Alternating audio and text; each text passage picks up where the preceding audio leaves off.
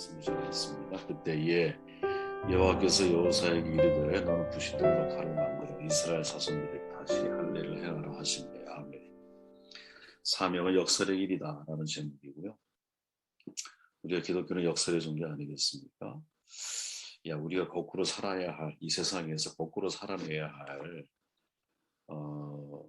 그 삶이 무엇일까, 이것을 우리가 묵상하는 그러한 시간이 되었으면 좋겠습니다.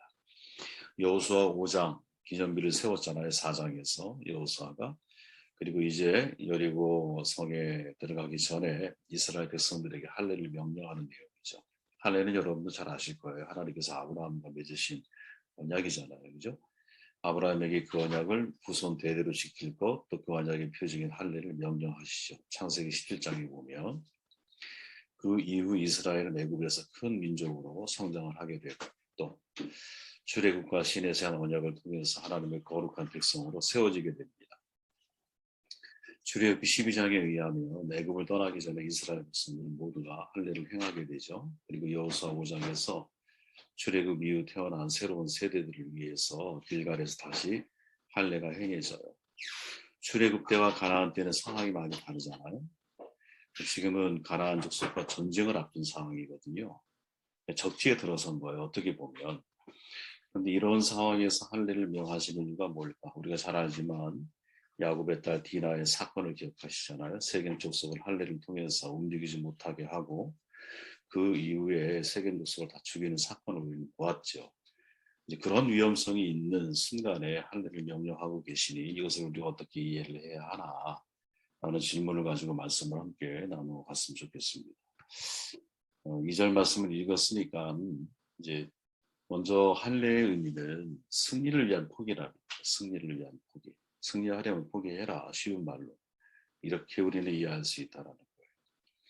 이스라엘이 요단강을 건넜다라는 말은 사실상 전쟁이 시작됐다라는 말이거든요. 이제 전열을 정비해서 출정해야 할 아주 긴박한 순간이에요. 근데 바로 그때 하나님이 이스라엘에게 할례를 명령하시죠. 하필 전쟁을 앞둔 지금 할례를 명하시는가. 만일 상대가 그것을 알고 있으면 기습을 당하게 되고 꼼짝없이 당할 수밖에 없는 상황이거든요. 그럼에도 불구하고 할례를 명령하고 계신다? 무슨 뜻일까? 전쟁에 승리하려면 승리의 관건이 내가 먼저 나를 포기하는 것에 달려있다라는 거죠. 승리를 위해서 포기해라. 할례는 이스라엘이 하나님과 맺은 언약이라고 그랬잖아요. 창세기 17장 14절에 보면 할례를 받지 아니한 남자 곧 포피를 베지 아니한 자는 백성 중에 끊어지리니 그간의 언약을 배반하였으니 할례는 하나님의 백성이 되었다는 언약이 표시고 그것을 내 몸에 새긴 거예요. 마크가 새겨진 거예요. 바울은 이것을 확대 해석해서 표면적 할례보다 중요한 게 뭐냐?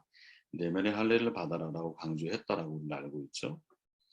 그러니까 할례는 내가 사실은 육체의 마크를 갖고 있지만 이것은 세상 속에서 내가 하나님의 백성이 되었다라는 표시거든요.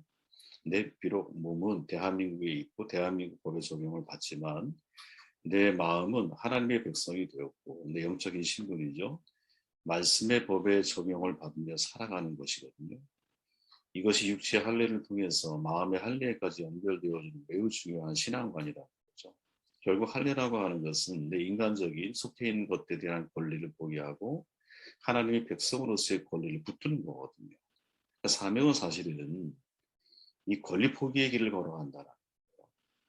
대단히 역설적인 게 뭐냐? 나의 이 땅에서의 권리를 포기하면 하나님 나라 백성으로서의 권리가 나에게 주어지고 포기하며 승리한다라는 결론이 주님이 우리에게 하시는 말씀 속에 담겨 있다라는 거죠. 이게 사명의 역설인 거예요. 권리의 사전적인 의미는 나 자신에게 주어진 자격을 행사함으로 자신의 이익을 도모할 수 있는 능력과 근거다. 이렇게 정의를 내려요. 그러면 반대로 권리 포기는 뭐냐? 나 자신에게 주어진 자격을 포기함으로 나의 이익을 포기할 수 있는 능력. 예. 내게 주어진 자격을 포기함으로 이익을 포기하는 능력이야. 내 이익을 포기하면 누구? 다른 사람의 이익, 혹은 하나님의 이익이 늘어나겠죠. 하나님 안에서의 권리 포기란 뭐냐? 나를 포기함으로 하나님 나라의 이익을 도모하는 거죠.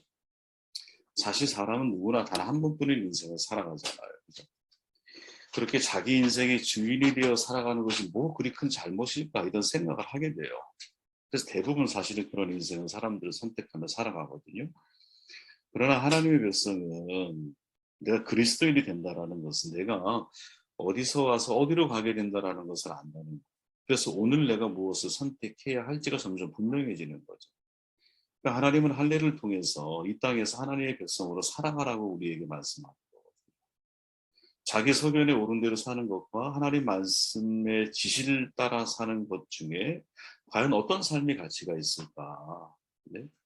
아직 예를 들어서 젊은 친구들 혹은 그보다 더 어린 친구들에게 있어서는 이게 쉬운 어떤 분별일 수는 없겠지만 인생에 어느 정도의 반환점을 돌고 나면 저는 이게 어느 정도 분별이 가능하다고 봐요.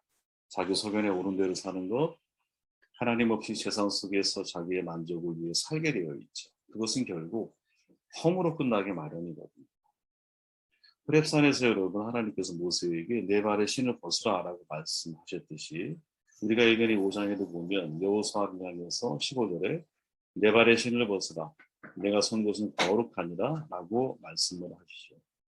신발을 벗는다라는 것은 특별한 의미가 있죠. 다윗의 아들 압살롬의 반역으로 인해 전쟁에서 패배하고 예루살렘을 떠날 때에 맨발로 떠나거든요. 예수님 역시 갈보리를 향할 때 맨발로 걸어가시거든요. 당시의 풍습에서 신발을 벗었다라는 것은 여러분 노예의 표시잖아요. 노예는 신발을 신지 못해도 권리가 없어요. 그러니까 모세는 신발을 벗으라고 했을 때 그것이 무엇을 의미하는지 분명히 알고 있었거든요. 모세는 하나님의 불꽃 같은 임재 앞에서 하나님의 종으로 그의 백성을 구원하는 임무를 수행하기 위해서 내 권리를 포기하라. 네. 그러니까 다시 말하면 내가 신을 벗음으로 인하여 그것으로 끝나는 게 아니라 모세의 사명의 길이 시작이 된다는 것을 안다. 이게 하나님이 우리에게 할례를 요구하시는 매우 중요한 핵심 메시지일 수 있다는 겁니다. 예수전도단 여러분 노랭 토니엔 목사님 잘 아시잖아요. 내 신을 벗어나라는 책이 있었거든요. 근데 그 내용 중에서 뭐라고 말씀하시냐면 하나님이 어떤 것을 포기하라고 하시는 이유는 우리에게 무엇인가 더 큰 것을 주시기 위해서다. 이것이 하나님 나라의 법칙이다. 이렇게 말씀하거든요.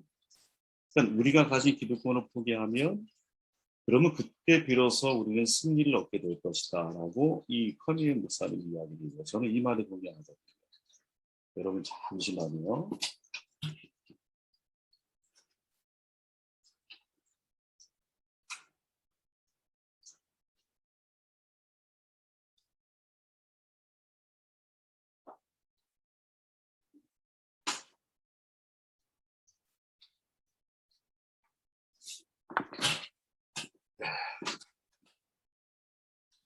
자, 두 번째 말씀을 함께 나눌게요. 9절 말씀입니다. 여호와께서 여호수아에게 이르시되 내가 오늘 애굽의 수치를 너희에게서 떠나가게 하였다 하셨으므로 그곳 이름은 오늘까지 길갈이라 하느니라. 마음의 할례를 받아야 된다. 마음의 할례. 여러분 기념비를 세운 곳이 길갈이잖아요. 길갈의 뜻은 애굽의 수치를 너희에게 굴러가게 하였다라는 거야. 그럼 애굽의 수치가 뭐냐? 430년 동안 이스라엘 백성들이 이집트에서 노예 생활을 했잖아요.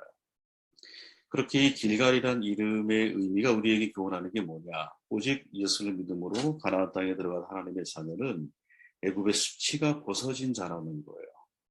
그럼 애굽의 수치가 굴러가고 벗어지는 일이 왜 그렇게 중요했을까? 애굽의 수치가 벗어진 사람이라야만이 가나안 땅의 부유를 누리고 가나안의 원주민을 몰아내는 영적인 전쟁에서 승리할 수 있기 때문인 거죠. 달리 표현해 보면 여러분, 내가 예수를 만나고 하나님을 만난 이후에 상처가 치유된 사람이 상처 입은 치유자가 된다라는 거예요. 과거의 나의 죄에서부터 진정한 자유를 경험한 사람만이 내가 자유 누리는 인생을 살아갈 수 있거든요. 내가 하나님의 율법 속에서 은혜를 깨달은 사람만이 그 진리의 자유가 무엇인지 알고 그 복음을 사람들에게 제대로 전달해 줄 수 있는 사람이 되는 거거든요. 이것을 보통 우리는 마음의 할례라. 물론 뭐 다른 데는 표현이 없지만 저는 그렇게 표현할 수 있다고 보는 거예요. 마음의 할례를 받은 사람만이 전 내일을 향해 도전할 수 있다. 이렇게 생각을 해요. 여러분 살아오면서 우리는 누구나 사실 인간이라면 수치심을 느껴본 적이 있을 거예요. 그죠? 내가 수치심을 느낀다는 것은 대단히 자연스러운 일이거든요. 하나님 마음에 합한 사람이었던 다윗에게도 자기가 지은 죄가 있었잖아요. 간음죄, 살인죄가 있어요. 수치스러움을 느꼈어요. 믿음의 조상 아브라함도 여러분 자기 아내를 누이라고 속이잖아요. 스스로 수치심을 가지고 있었어요, 사실. 근데 신약에도 여러분 수치심을 아는 여인을 소개하거든요. 사마리아 여인이에요. 남편이 5이나 있었지만 온전한 남편들이 하나도 없었어요. 그래서 늘 사람들부터 손가락질을 받고 인생을 살아요. 오죽했으면 여러분 사람이 없는 시간을 틈타서 물을 길러 다닐 수밖에 없었어요. 본인 스스로 내가 수치심을 느끼며 살았다라는 거지. 그런데 이 여인이 예수님을 만난 이후에 이렇게 고백해요. 요한복음 4장 29절에 보니까 내가 행한 모든 일을 내가 말한 사람을 와서 보라. 이는 그리스도가 아니냐 하니 내가 행한 모든 일 남편이 5을 둔 일이거든요. 그러니까 결코 자랑할 수 없는 거라는 거지. 사실 그게 얼마나 수치스럽고 부끄러운 일이었겠어요. 근데 이 여인은 내가 행한 모든 일을 내게 말한 사람을 와서 봐라 라고 선언을 해주고 있다는 거죠. 그러니까 더 이상 자신의 과거가 자신의 수치가 이제는 사람들 앞에 부끄러움이 아니라는 거예요. 어떻게 이런 일이 가능할까? 조금 전까지만 해도 여러분 사람들을 만나는 것을 대단히 두려워하고 내 과거 상처를 누가 건드릴까 봐 숨어서 인생을 살았던 여인이잖아요. 근데 지금은 자기를 손가락질하던 그 사람들 앞에 당당히 나아가서 자신이 만난 예수를 그리스도라고 소개하고 있다라는 거지. 야, 어떻게 사람이 갑자기 이렇게 달라질 수 있을까? 어떻게 이렇게 한순간에 사람이 변화될 수 있을까? 그 정말 예수님을 만났기 때문인 거죠. 진짜 예수님을 만난 거예요. 진짜 예수님을 내가 만나게 되면 내 안에 모든 과거의 수치가 벗겨지는 거예요, 여러분. 죄책감에서 해방이 되고요. 그래, 내 수치와 부끄러움이 하나님 앞에서 부끄러운 거지. 하나님 앞에서. 그리고 하나님이 이 수치와 부끄러움과 나의 모든 허물을 다 용서하셨다라고 하는 이 죄책감에서의 자유로운 해방이 자기 인생에 대해서 새로운 해석을 가능하게 만들어졌거든요. 이사야 선지자는 그렇게 말하잖아요. 예수께서 우리를 대신해서 수치와 조롱과 멸시를 받으셨기 때문에 우리가 사실은 그 모든 허물로부터 죄와 허물로부터 자유함을 누리는 거거든요. 에덴 동산에서 죄를 범한 사람들을 여러분 인간 아담과 하와를 본인들은 무화과 나무 잎으로 가렸지만 그거로 그들을 가릴 수가 없었어요. 하나님이 선택하신 것은 가죽옷이거든요. 예수님을 상징한다 그러잖아요. 그러니까 정말 우리의 죄와 허물에 대해서 수치가 가려지는 때가 언제냐면 내가 진짜 주님의 의를 만났을 때, 하나님의 의를 경험했을 때. 저는 개인적으로 여러분 수치심이 왜 생길까? 자기 의 때문이라고 생각하거든요. 내 의가 강한 거야, 내 의가. 그래서 내가 다른 사람에게 부끄럽게 보이는 것에 대한 두려움이 내 안에 있는 거죠. 그죠? 그러니까 가리고 싶은 거야, 수치심.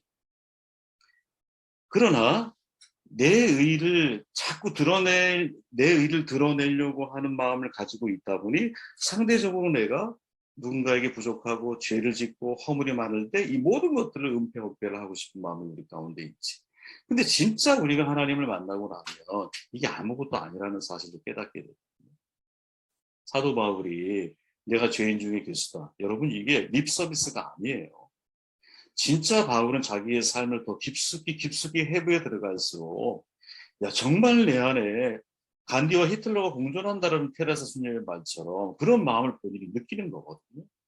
정말 성인이 뭐랄까요? 회개의 고백록을 쓰는 거예요.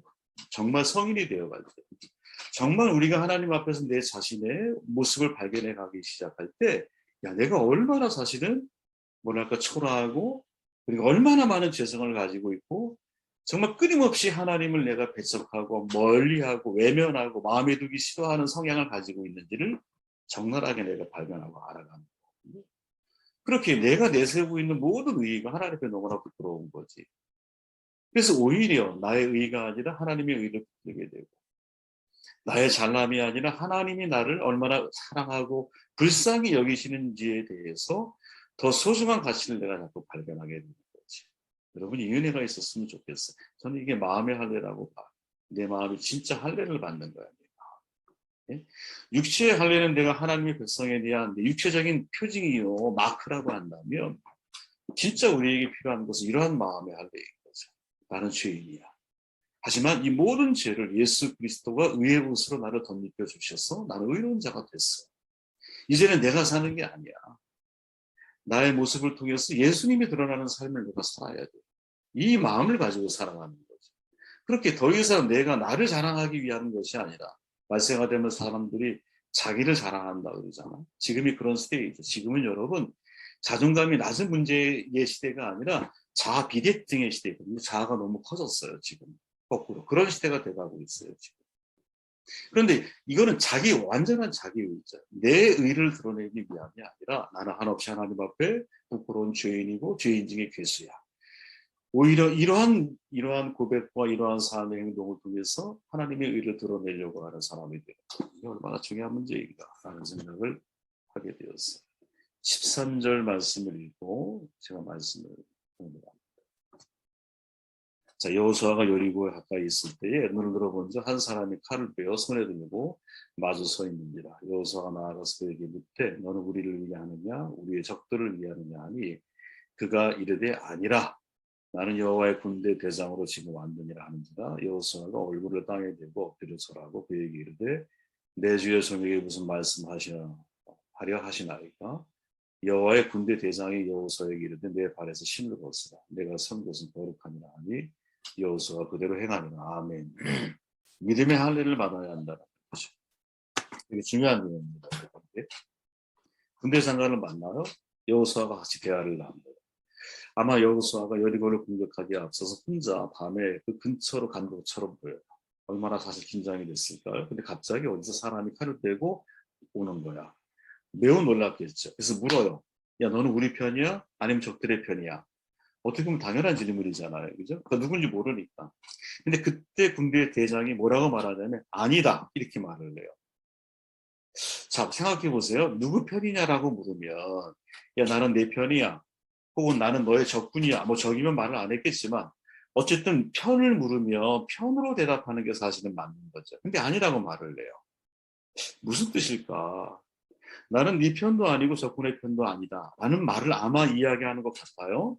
그런데 이 말을 묵상하면서 가만히 이 말을 확대해서 좀 해석해 보면 이렇게 되묻는 거죠. 야, 오히려 내가 묻고 싶어 여호수아야. 네가 감히 하나님이 너의 편에 서라 마라 명령을 하느냐? 네가 하나님 편에 서야 되는 거지. 하나님이 네 편이 되기를 마치 명령하듯이 그걸 네가 질문하고 있으면 안 되지. 라고 묻는 것처럼 들린다.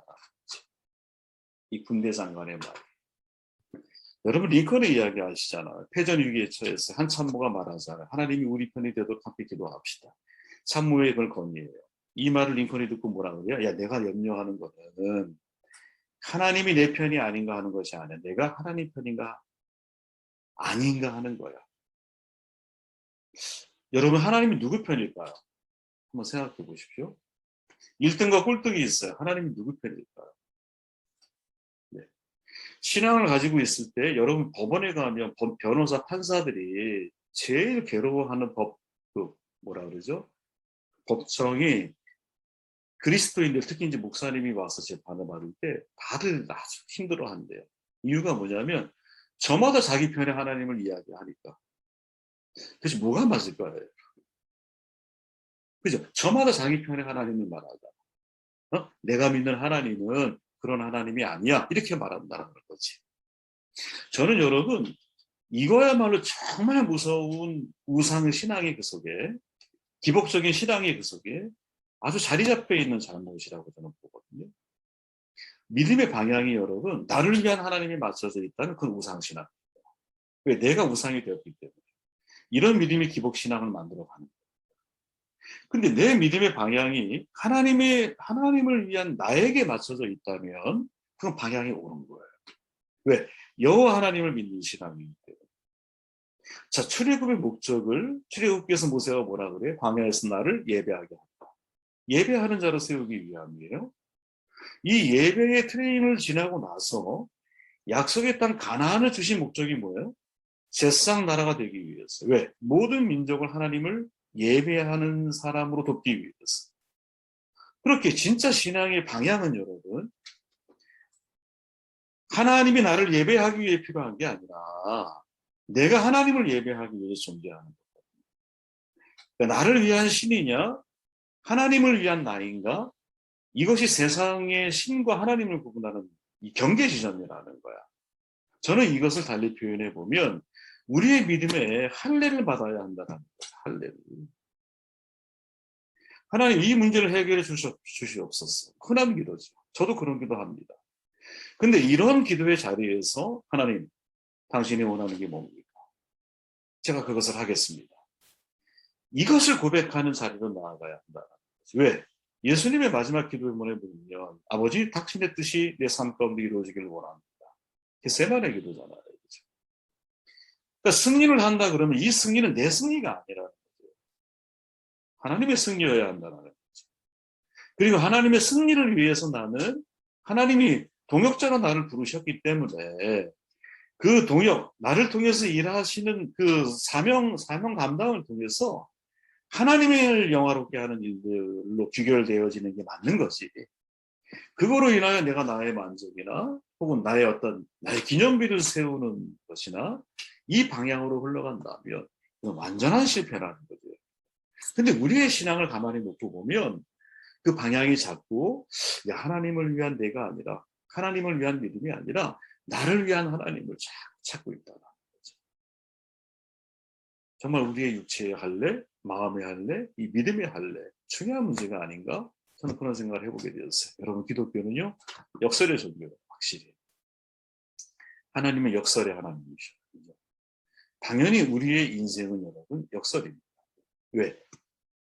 성경이 역설을 말하고 있기 때문에. 그러니까 기독교의 신앙의 핵심인 이 역설이라고 하는 것이 당연히 세상 사람들의 상식과 세상의 눈으로 볼 때는 이해할 수 없는 걸림돌이거든요. 지는 게 이기는 거라 그래요. 야, 버리는 게 없는 거야 이렇게 말해요. 죽는 게 사는 거야 이렇게 말해요. 참 괴로운 거거든요. 세상에서 말하는 진리와는 완전히 정반대예요. 논리적으로 맞지도 않는 것처럼 보여요. 보편적인 지식, 상식 이해할 수 없어요. 근데 중요한 것은 뭐냐면 이런 세계가 있다라는 거지. 이런 세계가 있다는 거예요. 그리고 이런 세계를 경험하고 이런 세계를 만들어가는 책임이 우리 가운데 있는 거예요. 기독교의 가장 큰 역설이 뭔지 아세요, 여러분? 창조주가 피조물이 됐다라는 거예요. 여러분 세상에 어떻게 창조물이 피조물이 됩니까? 예? 전능하신 하나님이 제한된 자유 속에 들어왔다라는 거거든요. 이게 어떻게 가능합니까? 자신의 전능함을 제한해서 인간이 됐다라는 거거든요. 그게 어떻게 가능해요? 저주의 십자가가 구원의 통로라고 말씀하고 계시거든요. 그러니까 사람의 지혜로는 받아들이기가 없다는 거지. 그래서 역설의 신앙은 반드시 여러분 전제가 있는 거예요. 그게 뭡니까? 그게 믿음인가요? 믿음. 야, 역설의 신앙이 있다는 걸 내가 진짜 믿고 있는 거야. 야, 물고기가 어떻게 강을 거슬러 올라가지? 물은 계속 아래로 흘러가는데 어떻게 강을 거슬러 올라가지? 진짜 역설 아닙니까? 근데 그런 역설적인 삶을 살아가고 있는 생물이 있잖아요. 우리 역시 마찬가지인 거죠. 이 역설의 진리를 받아들일 수 있느냐? 믿음 없이는 이게 불가능한 거죠. 여러분에게 이 믿음이 있으십니까? 이 믿음이 있다면 역설이 우리에게 만들어주는 결과의 자리에 우리는 서게 될 것이죠. 이 축복이 여러분들 가운데 또 저와 여러분들 가운데 있기를 주의 이름으로 축원합니다.